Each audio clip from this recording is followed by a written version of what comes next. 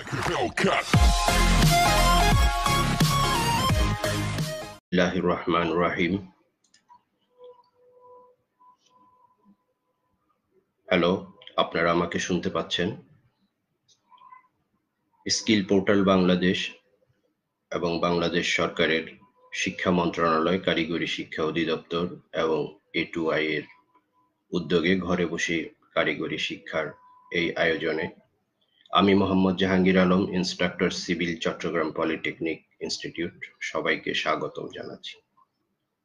প্রিয় শিক্ষার্থী, চতুর্থ পর্ব সিভিলের ছাত্রছাত্রী, তোমাদের আজকের বিষয় সার্ভেইং 2, সাবজেক্ট কোড 66444। এখানে প্রথম অধ্যায়গুলি বেশ ছোট ছোট, সেই জন্য আমি প্রথম, দ্বিতীয়, তৃতীয় অধ্যায়কে সংকলিত করে খুব সংক্ষিপ্ত চ্যাপ্টারগুলিকে একসাথে নিয়ে এসেছি। আজকের বিষয় পরিচিতি।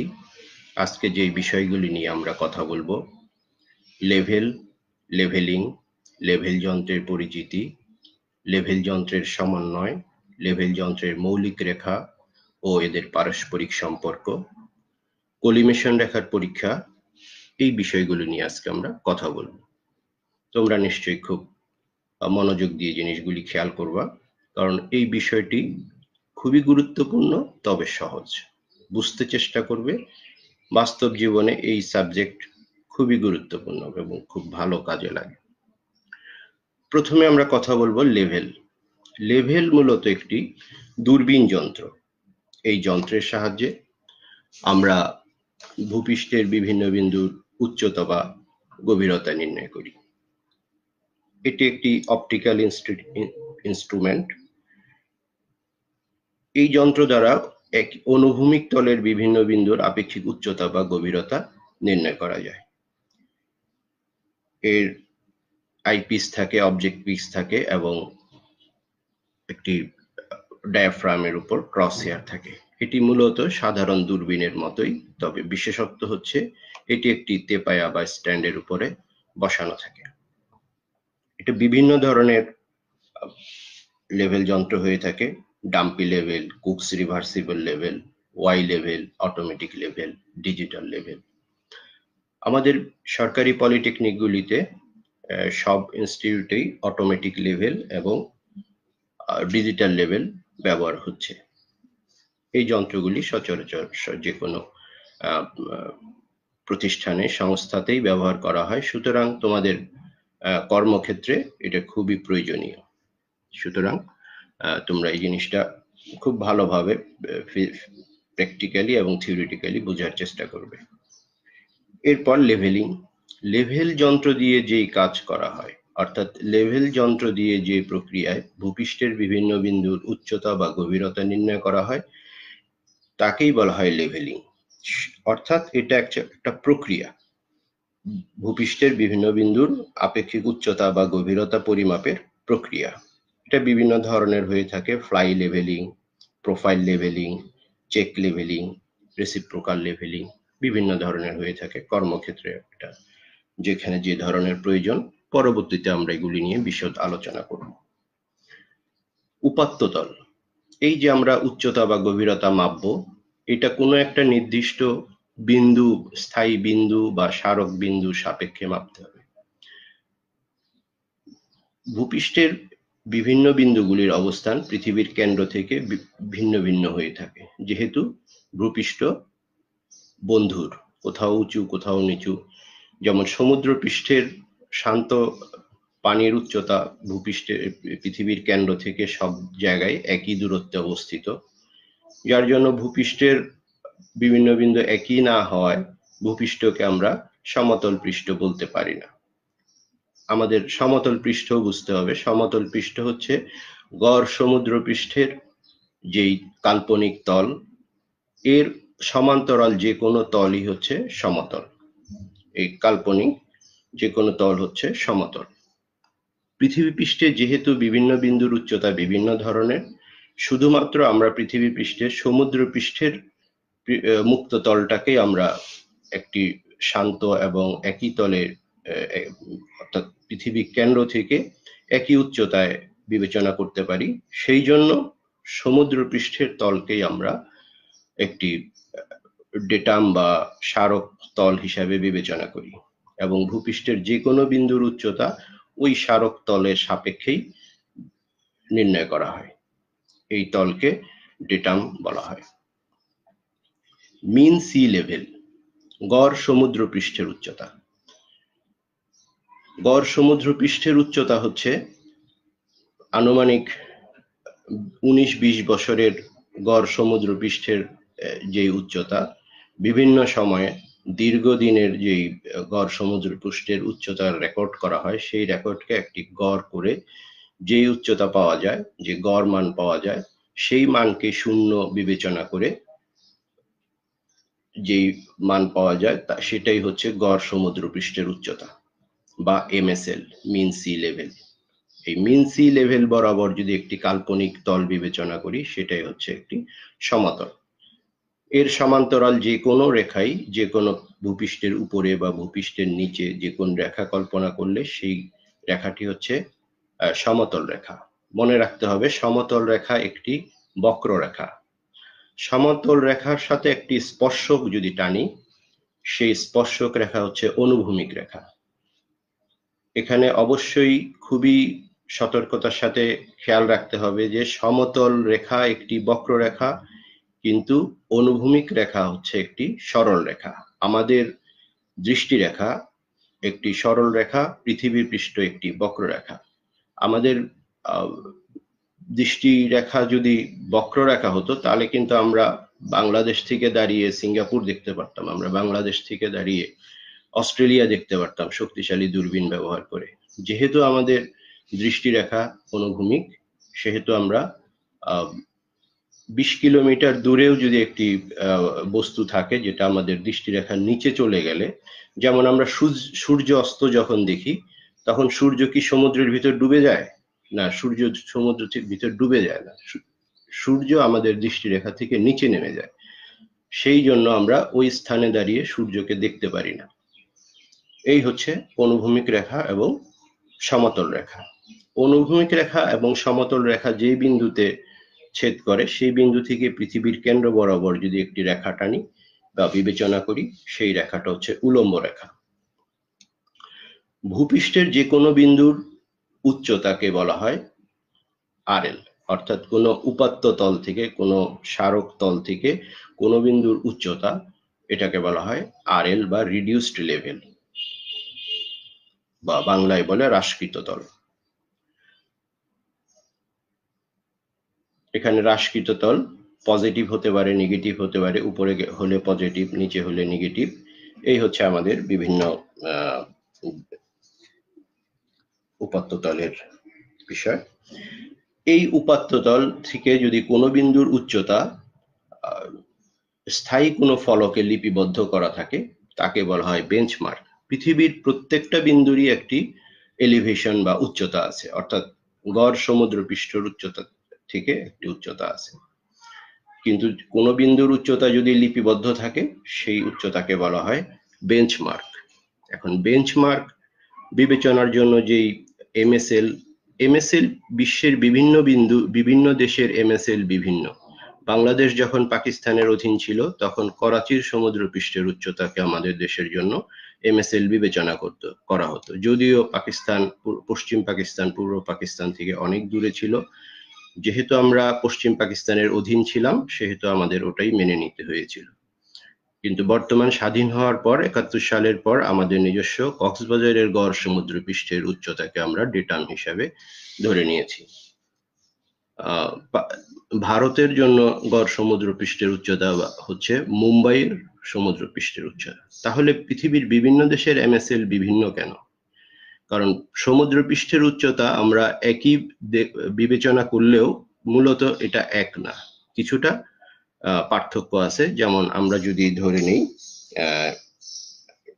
পানামা ক্যানেলের কথা যদি বলি, পানামা ক্যানেলের পূর্ব এবং পশ্চিম, উত্তর এবং দক্ষিণ পাশে দুটি মহাসাগর, উত্তর পাশে এবং দক্ষিণ পাশে আটলান্টিক এবং প্যাসিফিক ওশান।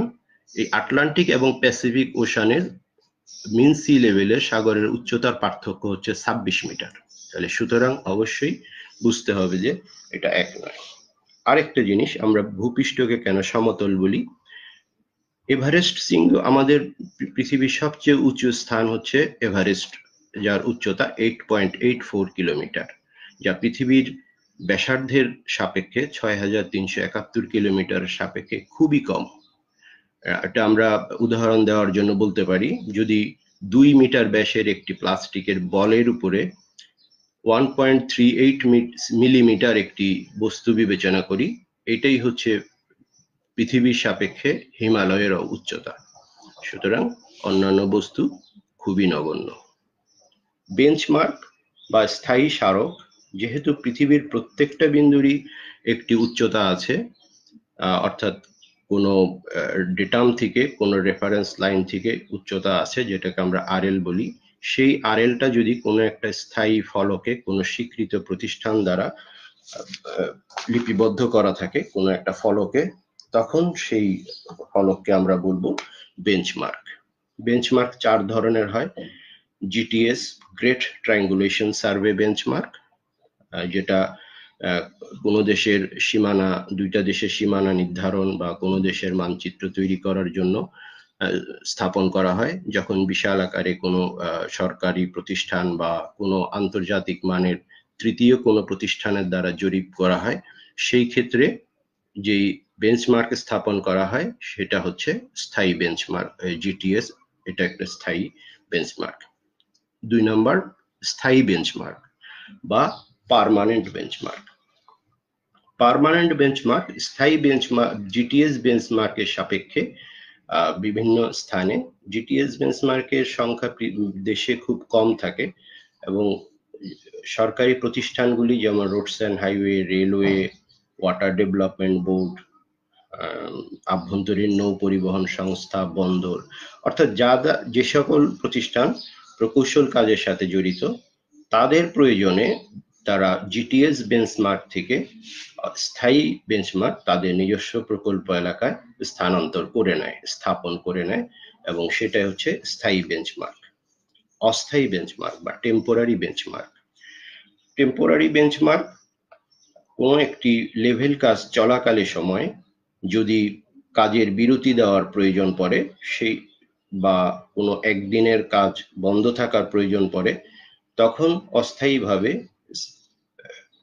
কোনো একটি কালভার্ট বা ব্রিজ বা বিল্ডিং এর প্লিন্থ লেভেলে যেই অস্থায়ীভাবে বেঞ্চমার্ক স্থাপন করা হয়, তাই হচ্ছে অস্থায়ী বেঞ্চমার্ক। পরবর্তীতে কাজ শুরু হয়ে গেলে অস্থায়ী বেঞ্চমার্কের প্রয়োজনীয়তা থাকে না।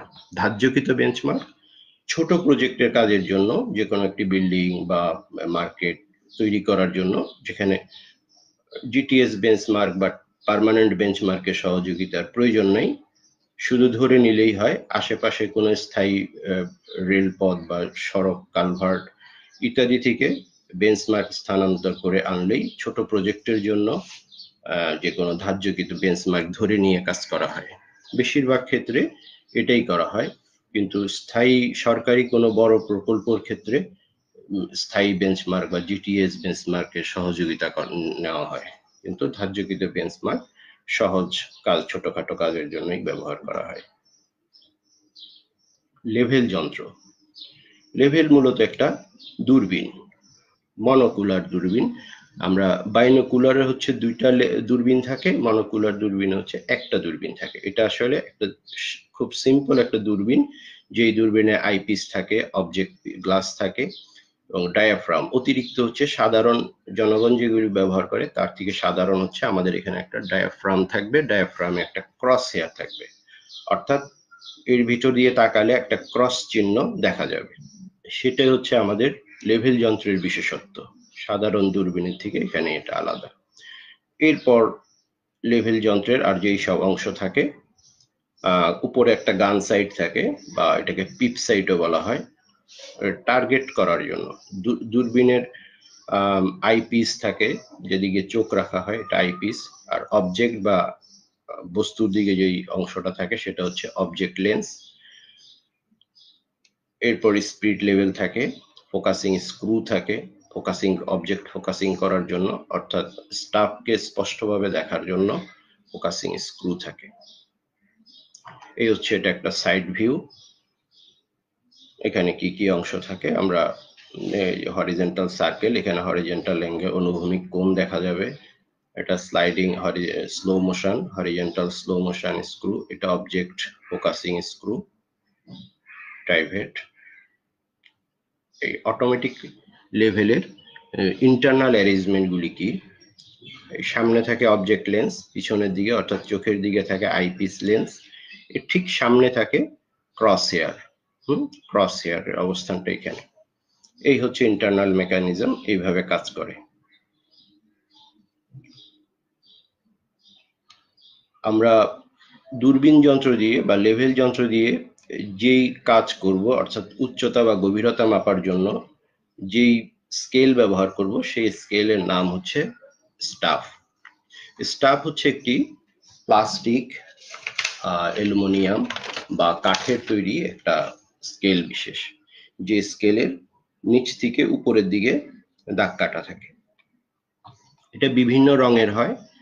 রঙিন করার উদ্দেশ্য হচ্ছে দূর থেকে, অনেক দূর থেকে যেন বোঝা যায়, এবং এক এক অংশ অর্থাৎ কখনো 1 মিটার, কখনো 50 সেন্টিমিটার, ভিন্ন ভিন্ন আলাদা রং করা হয় যেন দূর থেকে এটা সহজে বোঝা যায়। এটার অবশ্যই নিচে থেকে, 0 থেকে উপরের দিকে দাগ কাটা থাকে, এবং অনেক দূর থেকে যেন পড়া যায় সেই হিসাবে থাকে। স্টাফ পার্ট প্রধানত 2 ধরনের, একটা হচ্ছে স্বয়ং পঠনশীল স্টাফ বা সেলফ রিডিং স্টাফ, অর্থাৎ যিনি যন্ত্র পরিচালনা করবে, যিনি লেভেল যন্ত্রে চোখ রাখবে, তিনি যদি সরাসরি নিজেই স্টাফ পার্ট লিখতে পারে, দেখতে পারে, তাহলে সেটা হচ্ছে স্বয়ং পঠনশীল বা সেলফ রিডিং স্টাফ। আর চাঁদমারি স্টাফ খুব সূক্ষ্ম কাজের জন্য, প্রিসাইজড সার্ভের ক্ষেত্রে, যখন প্রধান স্কেলের সাথে আরেকটি স্লাইডিং স্কেল লাগানো থাকে, যেটা একটা ভার্নিয়ার স্কেল। ভার্নিয়ার স্কেলের দাগগুলি এত সূক্ষ্ম থাকে যে লেন্স দিয়ে সেটা দেখা যায় না। লেভেল যন্ত্র যিনি পরিচালনা করে উনি এই পার্টটা নিতে পারে না, যেহেতু এখানে হিসাবের ব্যাপার আছে, ভার্নিয়ারের ব্যাপার আছে, সেহেতু যারা স্টাফ পরিচালনা করে তারাই এই পার্টটা নিতে পারে। যিনি যন্ত্র পরিচালনা করে উনি শুধু স্লাইডিং স্কেলটাকে উপরে নিচে নেওয়ার নির্দেশনাই দেন। এখন মৌলিক রেখাগুলি কি? লেভেল যন্ত্রের ফান্ডামেন্টাল লাইন্স গুলি হচ্ছে প্রধানত 4টা রেখা: কলিমেশন রেখা, দূরবীনের অক্ষ, উলম্ব অক্ষ, বাবল অক্ষ। কলিমেশন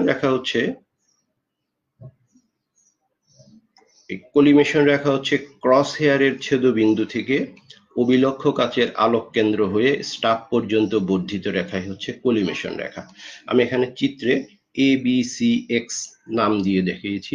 এখানে তোমরা খেয়াল করো, ক্রস হেয়ার, এই ক্রস হেয়ার হচ্ছে বি বিন্দু, ক্রস হেয়ারের ছেদবিন্দু। এখানে ক্রস হেয়ার, এখানে একটা ক্রস চিহ্ন থাকে, বড় ক্রসটাই হচ্ছে ক্রস হেয়ার। আর এখানে আরো ছোট ছোট 2টি দাগ থাকে, এগুলিকে বলা হয় স্টেডিয়া হেয়ার। এগুলির অন্য কাজ আছে। এগুলি স্টেডিয়া হেয়ারের পার্থক্য থেকে আমরা যন্ত্র থেকে স্টাফের দূরত্ব বের করতে পারি। এইটা যত সেন্টিমিটার পার্থক্য হবে, স্টেডিয়া হেয়ারের পাঠের পার্থক্য হবে, যন্ত্র থেকে স্টাফের দূরত্ব তত মিটার হবে। সুতরাং এটা হচ্ছে দূরত্ব বের করার জন্য, আর মাঝখানের ক্রস হেয়ার হচ্ছে উচ্চতার জন্য, অর্থাৎ RL বের করার জন্য। তাহলে ক্রস হেয়ারের ছেদবিন্দু BCX, এটাই হচ্ছে কলিমেশন রেখা। এরপর আসে দূরবীনের অক্ষ। আমাদের দ্বিতীয় রেখা হচ্ছে দূরবীনের অক্ষ, অর্থাৎ AC, অভিনেত্র কাচের আলোক কেন্দ্র এবং অভিলক্ষ কাচের আলোক কেন্দ্র পর্যন্ত কাল্পনিক রেখা। এই হচ্ছে AC, এর দৈর্ঘ্য এতটুকুই।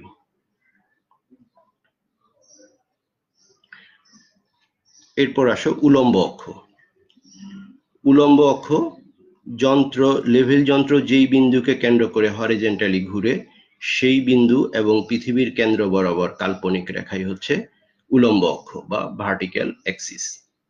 আর বাবল অক্ষ, বাবল স্পিড লেভেলের স্পিড লেভেলের যে বুদবুদ আছে, সেই বুদবুদের সাথে যদি একটা স্পর্শক টানি, এই সরল রেখা, কাল্পনিক সরল রেখা, সেটা কলিমেশন রেখার সমান্তরাল হয়, সেই রেখাটাই হচ্ছে বাবল অক্ষ।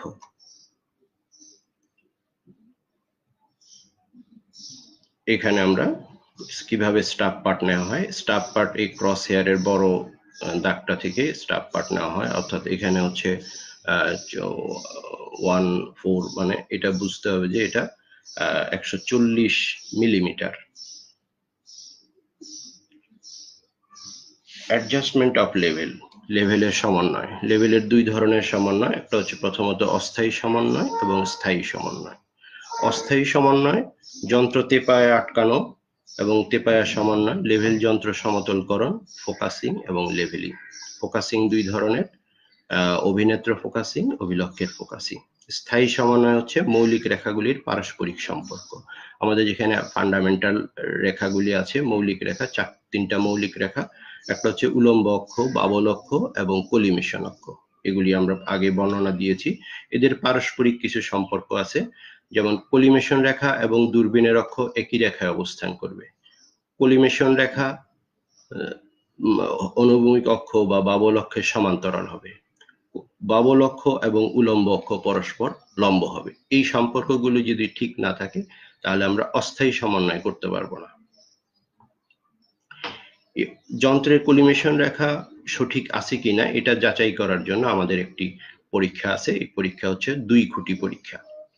2 খুঁটি পরীক্ষা করার জন্য পদ্ধতি হচ্ছে যন্ত্রকে প্রথমে একটি নির্দিষ্ট দূরত্বের মাঝখানে রাখতে হবে। যখন যন্ত্র থেকে একই দূরত্বে দুইটি স্টাফ একই রেখায় স্থাপন করতে হবে, যেন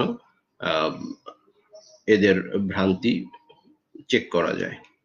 এবং ভ্রান্তি নিরীক্ষার জন্য যন্ত্রকে পুনরায় স্টাফ থেকে দূরে, অর্থাৎ দুই স্টাফের মাঝখানে বা বাহিরে স্থাপন করে স্টাফ পার্ট দিয়ে আমরা চেক করে দেখব যে এটা ঠিক আছে কিনা। তাহলে আমরা প্রথমে দেখি যে এ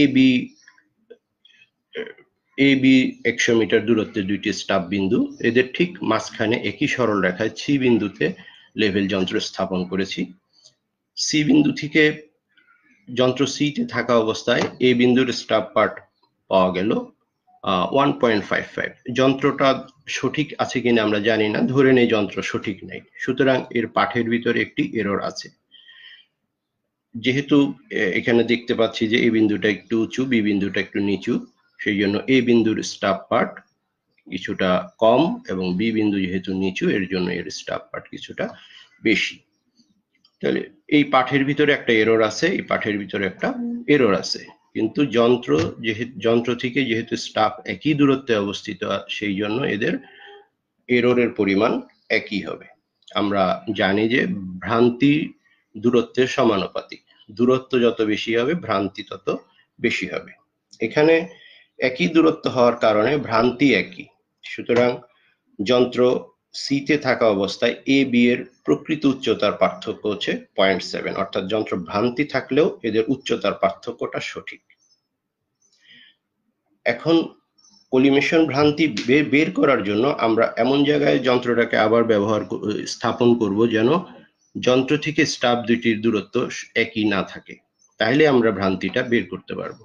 সেই জন্য এ বি এর একই রেখায় ডি বিন্দুতে 20 মিটার দূরে ডি বিন্দুতে স্থাপন করে আমরা স্টাফ পার্ট পেলাম এগুলি। এখন এই দুটি স্টাফ পার্ট দেখা যাচ্ছে এখানে ভ্রান্তি E1, এখানে ভ্রান্তি E2, অর্থাৎ এরর পরিমাণ ভিন্ন ভিন্ন। তাহলে আমরা দেখি যন্ত্র যখন ডি তে আছে এদের উচ্চতার পার্থক্য পাচ্ছি 1.10, কিন্তু এ ও বি এর উচ্চতার প্রকৃত পার্থক্য আমরা আগে দেখেছি 0.7। যেহেতু এই দুইটা একই না, কারণ আমরা এ ও বি যেহেতু একই বিন্দুতে স্টাফ বসানো আছে, আমরা যতগুলি যন্ত্র ব্যবহার করি না কেন, যে যন্ত্র যদি কলিমেশন রেখা সঠিক থাকে এদের উচ্চতার পার্থক্য একই হবে। স্টাফ পার্ট ভিন্ন হতে পারে কিন্তু উচ্চতার পার্থক্য একই হবে যদি কলিমেশন রেখা ঠিক থাকে। এখানে যেহেতু কলিমেশন রেখা ঠিক নাই, সেহেতু উচ্চতার পার্থক্য ভিন্ন ভিন্ন এসেছে। এখন আমরা দেখি যে কলিমেশন রেখাটা কি ধরনের ভ্রান্তি আছে, এটা কি ঊর্ধ্বমুখী ভ্রান্তি না নিম্নমুখী ভ্রান্তি। যন্ত্রের কাছে যেহেতু এ বিন্দু, আমরা ধরে নেই এ বিন্দুর স্টাফ পার্টটা সঠিক 2.05। এ বিন্দুর স্টাফ পার্ট যদি 2.05 হয়, এ বিন্দু থেকে বি বিন্দু যেহেতু 0.7 মিটার নিচু, তাহলে বি বিন্দুর স্টাফ পার্ট হওয়া উচিত 2.75। কিন্তু এই যন্ত্র দিয়ে আমরা সেই স্টাফ পার্টটা পেয়েছি 3.15, অর্থাৎ যেটা পাওয়া উচিত ছিল তার থেকে বেশি, অর্থাৎ কলিমেশন রেখা ঊর্ধ্বমুখী। তাহলে সংশোধন করতে হবে। যন্ত্র যদি ভুল থাকে সেই যন্ত্র তো ফেলে দিলে হবে না, সেই যন্ত্র দিয়ে অবশ্যই কাজ করতে হবে, কিন্তু ওর কলিমেশন রেখাটা কি পরিমাণ ভ্রান্তি আছে সেটা নোট করে রেখে দিতে হবে কাজের শুরুতে। তো দেখি আমরা ভ্রান্তি কি পরিমাণ। 100 মিটার দূরত্বের জন্য ভ্রান্তি, অর্থাৎ যেটা পার্ট হওয়া উচিত ছিল এবং যেই পার্টটা হয়েছে তাদের বিয়োগ করলে আমরা পাই হচ্ছে 0.4 মিটার, অর্থাৎ 100 মিটার দূরত্বের জন্য ভ্রান্তি হচ্ছে 0.4 মিটার, অর্থাৎ কলিমেশন রেখার ভ্রান্তির ঢাল হচ্ছে 0.04%, অর্থাৎ এটা এত ডিগ্রি 0.2291 ডিগ্রি কোণে আনত ঊর্ধ্বমুখী অবস্থায় আছে। অর্থাৎ এইটা দিয়ে যত পার্ট নিব আমাদের সবগুলি এই ঢালে ভ্রান্তি আসবে। এই যন্ত্র দিয়ে কাজ করতে সময় আমাদের সাবধানতা অবশ্যই থাকতে হবে। প্রত্যেকবার স্টাফ পার্ট নিলে দূরত্বটাও নিতে হবে, কারণ ওই দূরত্বের পরিমাণ আমাদের সংশোধনী বিয়োগ করতে হবে এখানে। তাহলে এর সংশোধনী হবে 2.05 মাইনাস এই ঢাল ইন্টু যন্ত্র থেকে স্টাফ দূরত্ব 1.97। অনুরূপভাবে বি এর প্রাপ্ত স্টাফ পার্ট, অর্থাৎ ভুল স্টাফ পার্ট যেটা আমরা পেয়েছি 3.15 মাইনাস ঢাল ইন্টু 120, অর্থাৎ ডি থেকে বি এর দূরত্ব 120। তাহলে এই দুইটা এখন নিরীক্ষা চেক করে দেখবো যে এদের উচ্চতার পার্থক্য প্রকৃত উচ্চতার পার্থক্যের সমান। আবার যন্ত্র যদি সি তে থাকে তখনও একই, যেহেতু এই যন্ত্রের ঢাল 0.4 বাই 100, এটা হচ্ছে যন্ত্রের ঢাল, আর যেহেতু যন্ত্র থেকে স্টাফের দূরত্ব একই সেহেতু ভ্রান্তির পরিমাণ 0.2। তাহলে যন্ত্র এ তে থাকা অবস্থায় সংশোধিত স্টাফ পার্ট হবে 1.53, বি এর সংশোধিত স্টাফ পার্ট হবে 2.23। তাহলে চেক সঠিক। এই হচ্ছে আমাদের ভ্রান্তির পরীক্ষা। তবে এখানে আরো একটা পরীক্ষার আরো একটা ধরন আছে, তোমরা সেটা হোমওয়ার্ক হিসাবে করবে। যন্ত্রের অবস্থান দুই ভাবে হতে পারে। দ্বিতীয় সেটিং এ যন্ত্রের অবস্থান ডি বিন্দু, অর্থাৎ এ বি এর মাঝে আরেকটা বিন্দুতে হতে পারে। এটা তোমরা হোমওয়ার্ক হিসাবে করে তোমাদের শিক্ষককে পরবর্তীতে জমা দিবে। আজকে যে আমরা ক্লাস করলাম এর কি মূল্যায়ন হতে পারে? এখন তোমরা মূল্যায়ন জিনিসটা কি তোমরা নিজেকে প্রশ্ন করতে পারো, তুমি তোমার বন্ধুদের সাথে আলোচনা করতে পারো যে লেভেল ও লেভেলিং সম্পর্কে বিভিন্ন জিনিসের উদাহরণ তুমি এখন দিতে পারবা।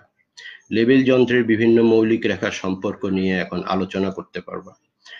কলিমেশন রেখার ভ্রান্তি ও সমস্যার সমাধান করতে পারবা। এখন কিছু বাড়ির কাজ। অনুভূমিক রেখা ও সমতল রেখা, সমতল রেখা ও সমতল, এমএসএল এবং এর সাপেক্ষে ভূপৃষ্ঠের বিভিন্ন বিন্দুর উচ্চতা সহ চিত্র। প্রথমে যে আমি একটা চিত্র দেখেছি এই চিত্রটা তোমরা নিজে আঁকবা। অটোমেটিক লেভেল একের বিভিন্ন অংশগুলির নাম এবং কাজ। আর কলিমেশন যন্ত্রের ভ্রান্তির যে অঙ্কটা আমি এখন করেছি সেই অঙ্কটা তোমরা বই থেকে দেখে আরো দুটো প্রবলেম সলভ করে শিক্ষককে দেখাবে। প্রিয় শিক্ষার্থী, তোমাদের এই ডিজিটাল ক্লাস কেমন লাগলো কমেন্ট করবে। পরবর্তী ক্লাসে তোমাদের প্রত্যাশা অবশ্যই জানাবে, অর্থাৎ তোমরা আর কি চাও।